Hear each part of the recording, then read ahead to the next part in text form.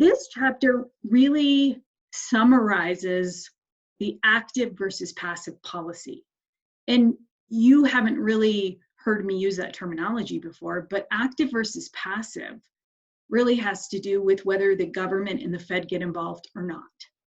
And so it is a debate among even economists, but Americans and the government and people like that on what really the best approach is to heal an economy. Is it an active approach where the government gets involved and the Fed gets involved?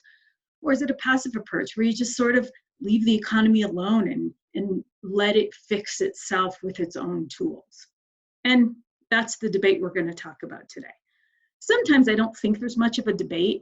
I think in a case like we're in right now, if the government and the Fed did absolutely nothing to try and fix our economy as it currently stands, we'd be in really big trouble. I think we're in big trouble anyway, but it would be even worse. And we could see something as bad as the Great Depression. Mm-hmm. Go ahead. Did somebody say something? All right. We could see something as bad as the Great Depression, which I don't think it's going to get that bad.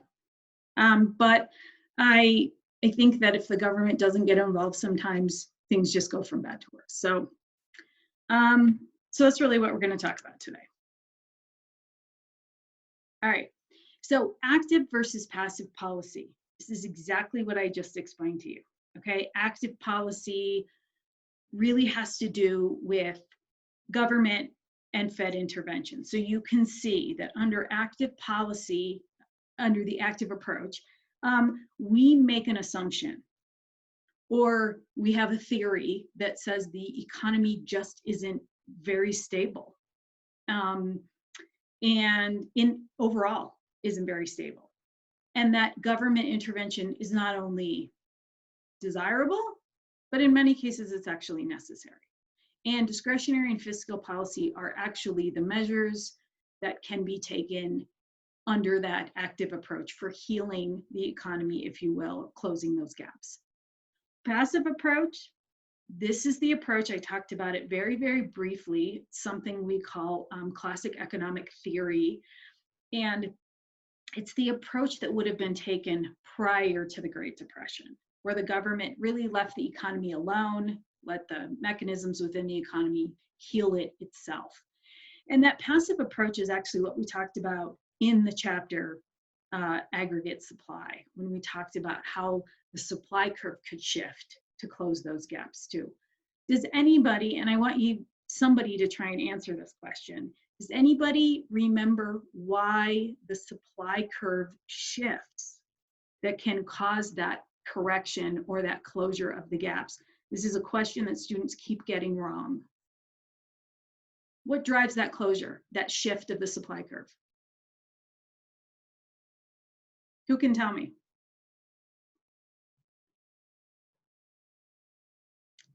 You're hurting my feelings. Nobody knows? Is it because consumption increases? Not because consumption increases.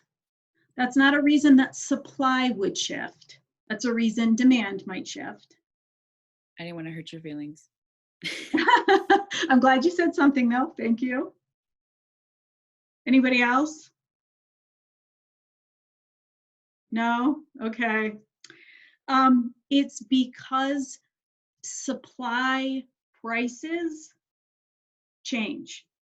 The prices of those resources that go into making final goods and services change. Why do they change? Why do resource prices change? Because we either have an abundance of them or we have a shortage of them. The same reason prices always change, right? Resources are no different. And so in an economy where we have a recession or a recessionary gap, right now, very little's being, I don't want to say very little, that's the wrong thing to say. Less is being produced than at our potential output. And so we are now backstocking resources. We now have resources, people, all that unemployment, that's a wasted resource, right? That's a stockpiled resource. Labor. but it's other stuff too. We're not using energy, we're not using lumber, we're not using steel as much as we would be a potential output. And so when we stockpile something, it becomes cheap. And when it becomes cheap, suppliers say, resources are cheap. I can now afford to produce more, and that shifts the supply curve. Okay, so in our case, recessionary gap, which we are in a recession, we have a recessionary gap right now.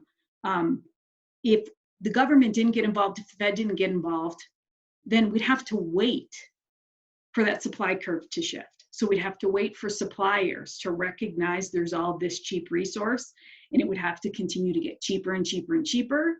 And then suppliers would say, all right, I'll take some extra, I'll make some more.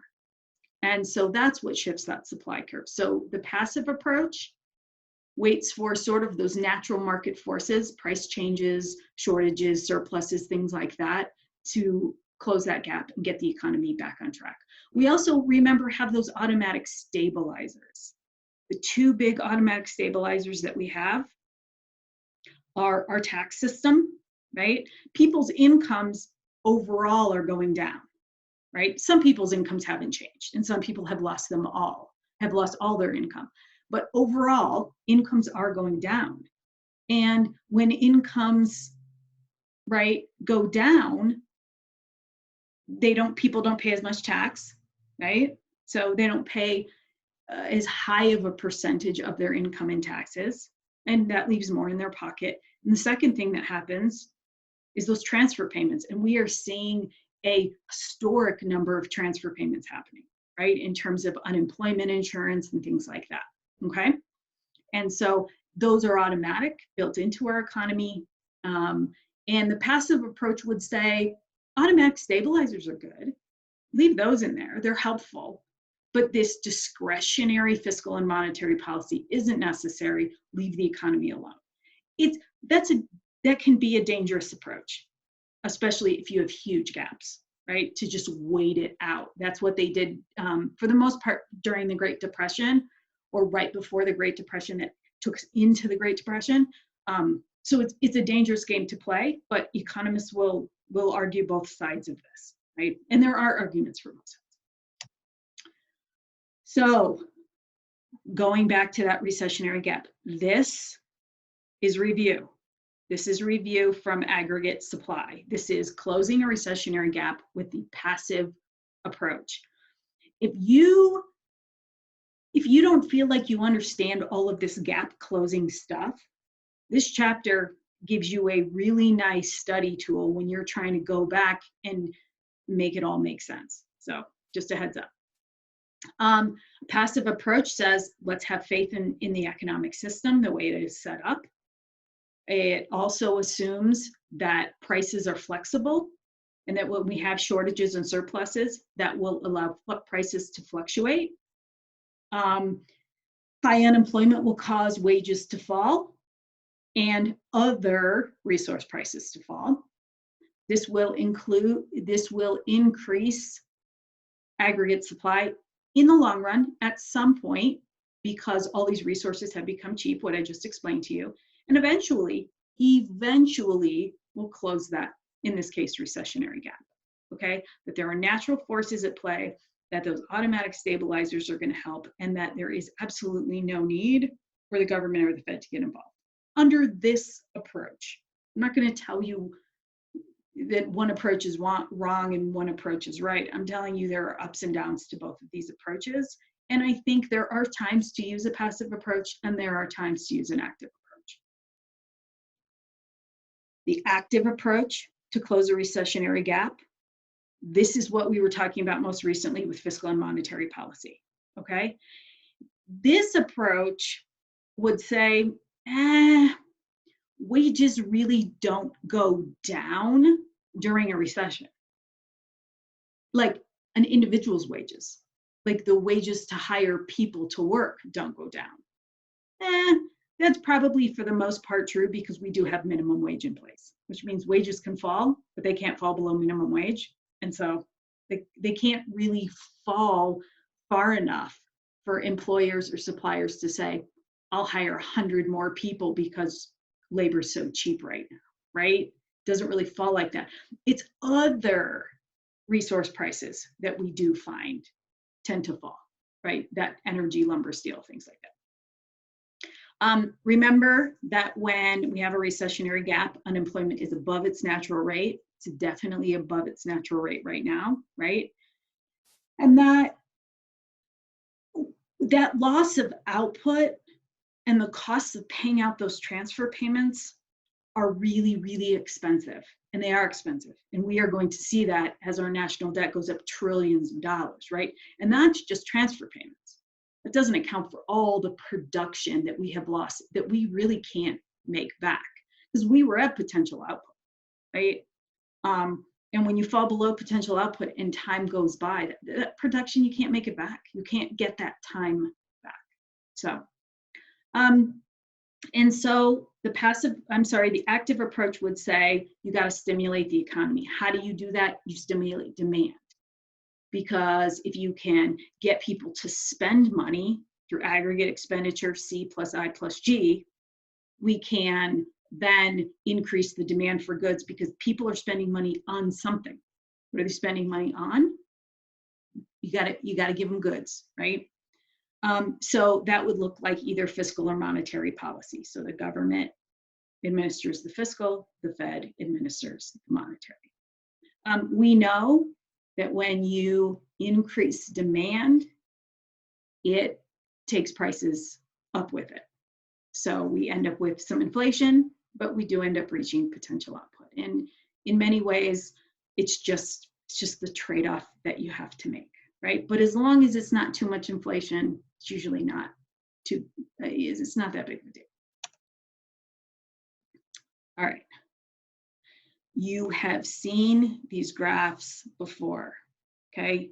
You've seen the passive one once, you've seen the active one in 2 different chapters. This summarizes the graphs. If I was gonna take pictures of graphs or draw graphs or whatever for the final, this is your summary here, okay? As long as you understand what the passive approach and the active approach are, the difference between the two, this would be a really nice thing to put on a cheat sheet, I would think, in terms of graphs. So you can see here with the passive approach, leave the economy alone and it will self-correct. My sort of tip on this, remember, was self-correction, supply curve shifts, and discretionary policy, demand curve shifts, right? So this first one is self-correction. It's passive. Leave the economy alone, let it self-correct, okay? So what we would expect to see is that the supply curve would increase because those resource supplies got cheaper, resource prices got cheaper, and we can see that the supply curve shifts to close the gap. Check this out. If you are looking at a graph with a recessionary gap like this, and I ask you something about self-correction, it's really easy to tell me which direction that supply curve would have to shift. It's closing a gap. And so which direction does it have to shift to close the gap? Well, it has to shift to the right to close the gap, right? And so it's just logical that that's the direction it would have to move, okay? You can see that we see deflation in this case. We don't like deflation either. Inflation, we don't like. Deflation, we don't like. We'll take a little bit of inflation over deflation, I think, any day of the week, because deflation means we have a pretty gnarly recessionary gap, okay? Active approach, so this is discretion. So demand would shift. So in this case, again, you've seen this chapter after chapter, we would see the demand curve shift to the right, close the gap, and we'd end up with inflation. So the passive approach, we end up with deflation. The active approach, we end up with inflation. It's a trade-off, right? The active approach would probably happen quicker than passive, especially if we have a big gap. And the price we pay is the inflation. So just understanding the difference between the 2 approaches, or the self-correcting approach and the discretionary approach, this is going to be a significant portion of your exam, okay? Any questions about this? It should be review, but is there any questions? Okay. All right, closing an expansionary gap, right? So this is when the economy's hot, it's overproducing, we're producing beyond potential output. Potential output is sustainable. Beyond potential output, not sustainable, right? We can do it for a little while, but we'll end up back at potential output in the long run. Passive approach, again, same thing, right? Same thing we talked about. I don't think we need to go over this again, what the passive approach assumes, but the passive approach says leave the economy alone. There are some things at play, automatic stabilizers, other natural forces that will bring us back to potential output. When you have an expansionary gap, you're overusing resources. So you're creating a shortage of resources. When you create shortages of anything, you drive up the price. That can be labor, that can be people. We find that labor prices go up a lot quicker than they go down because we have that minimum wage in place, right? That price floor in place for wages. But this would pull back supply. Suppliers would look at these high resource prices and say, I'm not interested in buying resources at those high prices because I can't make a profit. They would stop producing as much. And that would shift supply to the left instead of to the right. And again, you'd end up closing the gap. Closing an expansionary gap, you've seen this, right? The active approach, so government, Fed getting involved approach, says that wages aren't that flexible. Really, they don't go down, which is probably a good assumption. I've said that a couple times. And that if the government or the Fed can step in and decrease aggregate expenditure, it's pretty easy to do. The government can increase your taxes, right, to take some money out of your pocket. They can decrease their own spending. Or the Fed could come in and sell bonds, make the money supply smaller, takes money out of the economy, right, multiplies out with that simple money multiplier, and we decrease aggregate expenditure and therefore shift aggregate demand. In this case, it would be to the left. So let's look at these graphs. Again, this first one you've seen at least once. The second one you've seen at least twice. So here we have an expansionary gap. The first graph, self-correction, supply curve shifts. In this case, just looking at the graph, if you know it's self-correction, you know the supply curve is shifting, and you know in this case it has to shift to the left. That also shows you what's happening to price levels. So this gives you a lot of information, because if I asked you a question on an exam, like if we close an expansionary gap using the passive or self-correcting approach, what would happen to price levels? It's actually, like you can see it, right? So there's tons of information on these graphs for you. And then active approach, discretionary approach, discretionary demand curve's going to shift to the left. And we're going to have a decrease in price level, or deflation in this case. There's no need to memorize all of these pieces of information, especially in your case where you can have tools and information available for your final. So it's good stuff. Problems with active policy. This is interesting. This is really where we start to talk about what the risks are with some of this discretionary policy, this fiscal policy, this monetary policy, okay? If you are someone at the Fed or someone at the federal government whose job it is to try and come up with these policies, to try and predict how much and when these policies or what kind of policies need to be applied, this is a pretty tricky formula to try and get right, okay? The first thing you have to do is you have to identify where your economy's potential output is. Not as easy as you might think, although I think there are plenty of people in the United States who work for different institutions who probably have a pretty darn good idea of what potential output is and keep track of any changes in resources that might change our potential output, okay?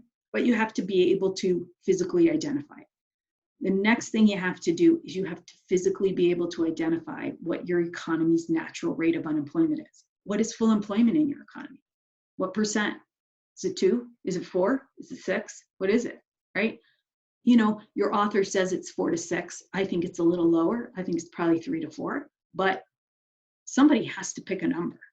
So we know what we're aiming for, right? We have to remember when we're implementing active policy that the economy is already trying to self-correct. The economy is already feeling some of those natural forces in play that are already starting to move it, even if very slowly, back to potential output. So we have to be able to predict where aggregate demand and aggregate expenditure, where that equilibrium is going to be naturally through self-correction, because we just need to close it the rest of the way. Because some of these policies take a while. And so there is self-correction happening at the same time that this other policy is happening. So it's tricky, right? You have to have tools in place to be able to get money multiplied quickly or multiplied out quickly. Time is of the essence in a lot of these cases of active policy. And then you have to be able to try and predict the impact that the active policy is going to have. You have to be able to say, if I give $2.2 trillion to the American people in the form of checks, you kind of have to be able to predict what you think they're going to do with it and what impact that's going to have on the economy. And we have really sophisticated tools that can come pretty close to figuring that out, but you got to figure it out. You got to come close to figuring it out. And what we discovered with Obama, and we don't know what's going to happen with the current policy, but what we discovered with Obama is maybe Obama did everything right. Maybe the Obama administration, did everything right? But you and I didn't do everything right? People didn't spend the money the way they used to spend the money. So it was impossible to predict that fiscal policy wasn't going to have that great of an impact. So again, this is kind of just one big crapshoot, but you got to use the tools you have to be able to predict it in the best way that you can. Policymakers have to coordinate efforts. The Fed and the government have to work together, especially at a time like now, right? This is big. And the last recession was big too. And they had to work together. You have to be able to implement policy in a timely fashion. You got to make it happen quick. You got to apply it quick. You got to get multiplication happening quick. And timing lags are one of the biggest downsides to active policy. There's lots of bureaucracy, red tape, and things like that. Active policy can essentially be useless if it takes too long if it takes too long. Okay, so let's talk a little bit about these lags. There are a few different types of lags. They sound like exactly what they are. So yeah, you'll probably have a question on your final about one of these, but they sound like exactly what they are. Timing is the most important thing when it comes to fiscal and monetary policy. So getting it through Congress, Senate, all that other, final approval, it takes time, okay? But there's 3 basic type of lags. The first lag we call the recognition lag. And that is just simply, sometimes it takes a while for the powers that be to recognize or to admit something's going wrong, right? You got to recognize there's a problem. And you got to assess how bad it is and how bad it's going to get, right? And there's a lot of talk in the news right now on both sides, right? The right and the left, about the recognition lag in the case of Corona, right? I don't know. I wasn't there in those rooms, but definitely seemed like there may have been a recognition lag, right? But there usually is, to be honest. The second lag we call the decision-making lag. Okay, so now we've said, there's a problem, right? Problem, we got to do something about it. We need to use active policy here. Now you have to actually decide what you're going to do, what that action is going to be, what that policy is going to look like. Is it going to be all fiscal? It's going to be all monetary? It's going to be a combination of the two. It's going to look like. You got to make some decisions here, right? And so we just went through that. And we're actually still going through it here in this country, trying to make decisions about what to do next, what the next thing is, right? What the best thing is. The third lag, we call the implementation lag, right? I was just reading news this morning and talking to some people about these checks, right? Some people have their checks, some people don't. There's supposed to be a system where you can check to see if your check's on its way. I'm hearing there's a bunch of glitches in the system and people don't know. That people are getting amounts that are different than what they thought they were going to get based on policy. So, but this is always a problem. It's not just a problem now. It takes time to write checks. It takes time to send those checks out. It takes time, in the case of other monetary and fiscal policy, to make things happen. It always takes longer for fiscal policy than monetary policy. You can guarantee that'll be a question on your exam, right? I need you to know, and it's why I made you watch that Bernanke, or asked you, I didn't make you, right? I asked you to watch that Bernanke video on Tuesday, is because in that video, and I asked the question on your worksheet, right? How long did Bernanke say it would take for him to change interest rates? Answer is 15 minutes. I guarantee you the federal government can do nothing in 15 minutes, right? The Fed, because they don't have all the red tape, can definitely make things happen faster than the government can. That's a really important detail for you to recognize. The federal government actually, not everybody, right? Some people, and I can't be specific about who those are, because to be honest, I'm not sure. But every once in a while, some senator pops up and says, the Fed shouldn't have the control that they have. The Fed should always have to run everything they're going to do through the federal government. And the argument has always been, if the Fed has to run everything through the federal government, they're going to be slow as the federal government. And that it's the Fed's autonomy, it's the fact that they don't have to run everything through the government, that makes their policy quicker. I'm not saying it's more effective. It's hard to say, it depends on the policy, but I'm saying it's quicker for sure, okay? And then the last one is the effectiveness lag. And this is always that thing that remains to be seen, right? We don't know how effective $2.2 trillion worth of checks is going to be. We don't know. And frankly, we probably won't know for years, a year or two, how effective it truly was when we can look back at the data. But it always takes time for that multiplication to happen. And so effectiveness, we're talking about multiplication. Okay? Any questions about the lags? Okay. All right. This is where this chapter takes a little bit of a turn. And I'm going to try and keep this simple because honestly, for my sake and for the sake of your exam and everything else, I don't require a lot in terms of this subject, but it is something we have to talk about, is the role of expectations when it comes to the economy in policies that try and help fix the economy. People, you and I, form expectations about all kinds of stuff in our life based on the information that we have. Okay, so you do this all the time, right? If you have a friend who always shows up 30 minutes late, right? You don't really expect them until 30 minutes after you told them to be there, right? You begin to develop expectations of people and things and jobs and all kinds of stuff, businesses, and you begin to change your actions based on these expectations you have of situations of other people, et cetera, right? So when we talk about the government, not all of us pay that much attention to what's going on all the time in the government. Those who pay attention can begin to can begin to see patterns of behavior of politicians, very particular politicians, and can begin to anticipate what their behavior is going to be.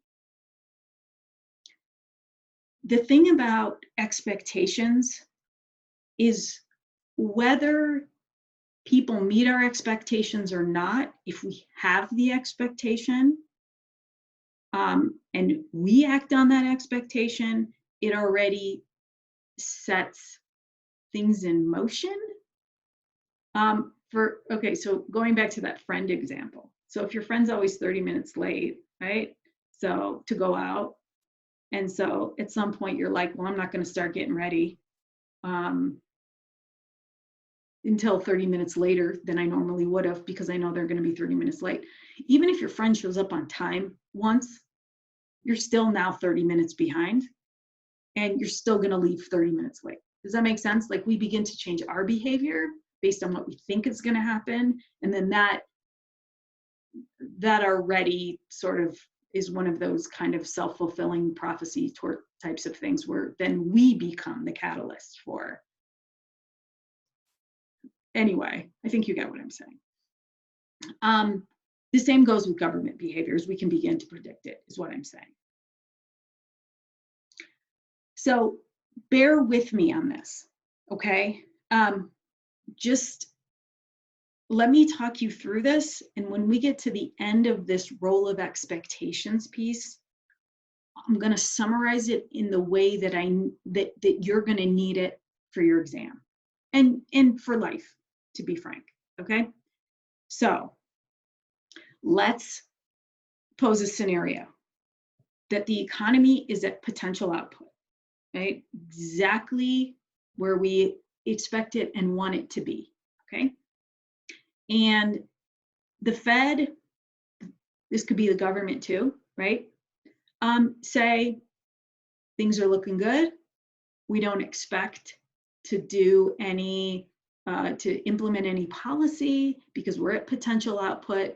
We're just going to try and maintain things the way that they are. It looks like the economy is doing good and we don't need to do anything crazy, right? Now, let's say that the Fed or the federal government, could be either, I know this example says the Fed, but it could be the federal government too, get sort of catch wind or sort of start to see some things happen that might indicate we were going to go into a recession, or that unemployment was just a tad bit higher than we thought, and somebody saw a trend that made it seem like maybe unemployment was going to get too high, right? A false alarm, if you will, maybe somebody overreacting, whatever it is, right? And the Fed acted with some sort of expansionary policy that you and I and the rest of the economy didn't expect, because they've already told us everything's fine, we're leaving everything alone, right? Which they do. I mean, there is indications that things are good and stable and nothing crazy is going to happen. But if we get policy we didn't expect, it has an impact on the market. You know this, right? It's happening now, and it happened during the recession, right?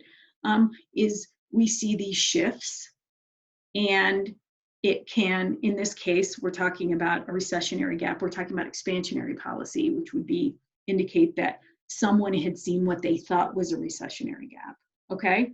That this would increase prices, it would drive up output, demand, expenditure, whatever, and actually could end up throwing the economy out of equilibrium.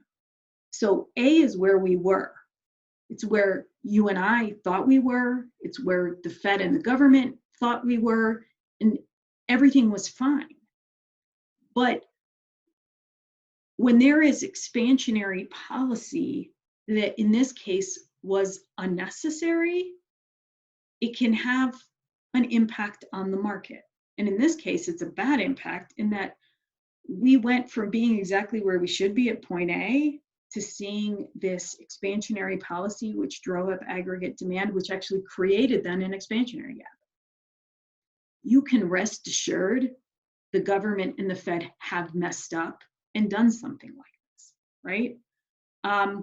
And then eventually we would end up needing to create another shift. The economy could do some natural self-correction, or we'd have to implement policy to like correct this bad policy, if you will.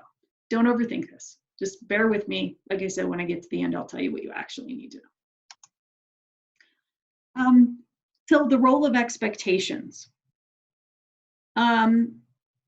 Sometimes policymakers have an incentive to tell you they're doing one thing and then actually do something else.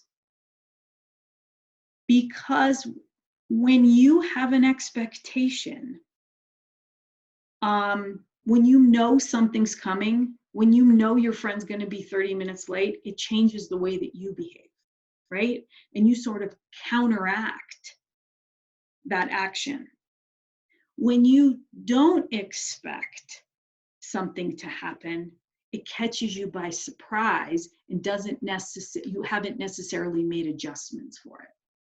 That's sort of what we're getting at with this expectation thing. The government and the Fed have an incentive to give you one piece of information and actually do something different, because if they give you the actual information that could impact an economy, you'll begin to think of all of the ways you're going to counteract that in a way that benefits you.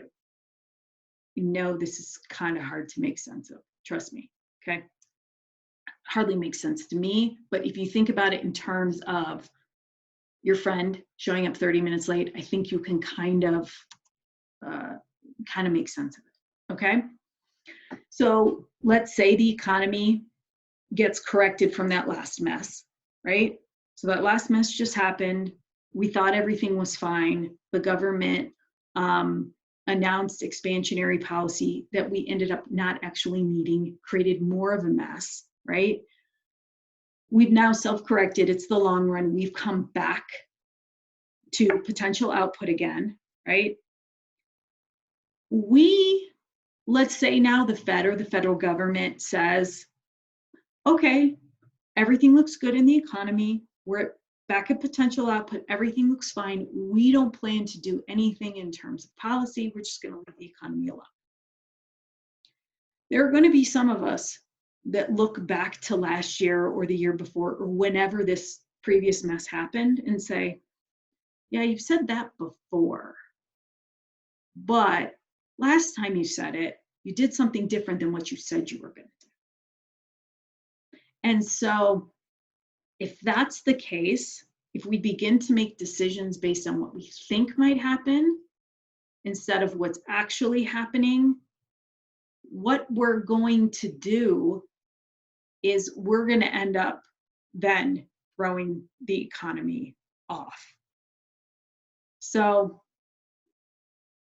really what I'm saying is that sometimes the government and the Fed make announcements to catch us off guard, but there is a downside to doing that. Is when they catch us off guard, what happens is sometimes, because we don't want to get caught off guard again, we might think we know that they're going to do the same thing they did last time and begin to make decisions based on that, even though it hasn't happened yet, right? So let's just go through this, okay? So the Fed policy, we're going to keep everything the same. Firms and workers don't trust that it's going to happen because of the previous experience that we had. And because last time we ended up with an expansionary gap, firms and workers are going to make decisions expecting that we're going to have another expansionary gap, which means higher price levels for everybody. It means workers are going to want more money. And that's it's a dangerous thing to negotiate some of these price levels and make some of these decisions based on an expectation and something that hasn't actually happened. So this fiscal and monetary policy thing can get a little confusing because sometimes the American people try and outsmart the government, and what they end up doing is actually creating the same problem that the government created last time. Even if the government wasn't going to use any expansionary policy this time, what then you and I have done is we've created that expansionary gap on our own through our own decision making. Again, just bear with me, okay?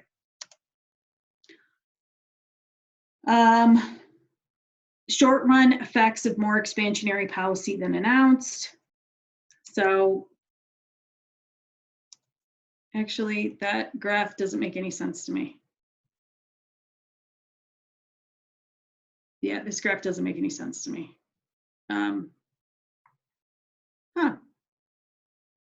Okay, sorry about that. That was a recessionary gap that closed. That doesn't make sense. Okay, here's the summary. Here's what you need to know, okay? This is basically the last few really confusing slides got us to this place right here. And that is, this is what you need to know, okay? If the economy is at potential output, it's exactly where we expect it to be, where we want it to be, where we need it to be. If we anticipate policy, it has absolutely no impact because you and I do things to counteract it. Okay, you guys, if we think we know what's coming, we'll make decisions so we don't end up being that arbitrary loser when price levels end up being different than expected. And we've talked about that before, price levels being different than expected. This is that same thing. This is just what if policy drives that price level, right? Up or down, unexpectedly, okay? We don't want to be the loser. So the only type of policy that can actually have an impact on an economy is policy that we don't expect. Policy we don't see coming, that's totally unanticipated, if you will. Okay? This is what that boils down to. Don't worry about those graphs. That last graph, it wasn't even important. It's wrong, but it wasn't important. And really neither were the graphs before that. This is really what it boils down to. So this is what I would focus on if I were you. Okay?